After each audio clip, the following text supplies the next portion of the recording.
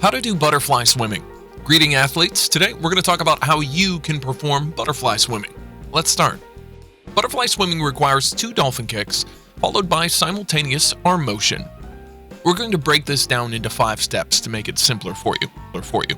So let's start. Step 1. Body position. 1. Start with keeping your body flat. 2. You should lie face down in the water with your body in line with the water surface. Step 2. Arm movement.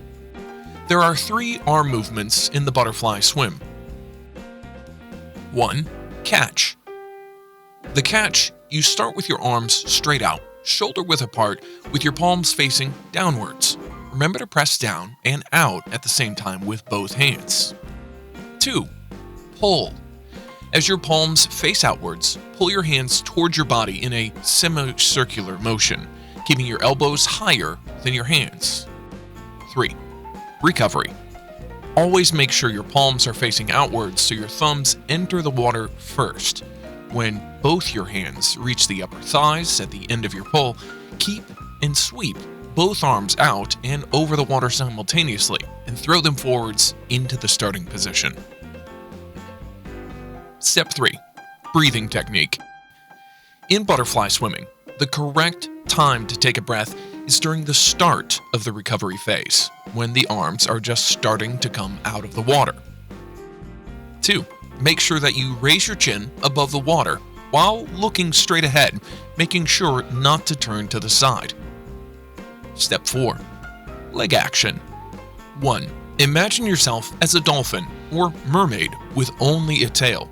Kick downward with both your legs together and with your toes pointed. 2. The first kick is a small one to balance your body position after your arms enter the water. 3.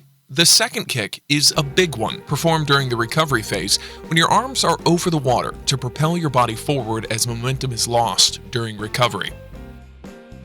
Step 5. Move your body in a wave-like fashion. 1. You need to become the wave as you swim through the water. 2. Maintain your body in a undulating S shape as you swim. 3. Pin down your rhythm and synchronize your body movements with your limbs. Your strokes will be more efficient and less tiring.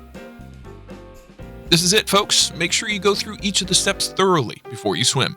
Share with us your experiences in the comments section down below. If you like the video, hit the like button and don't forget to subscribe to our YouTube channel.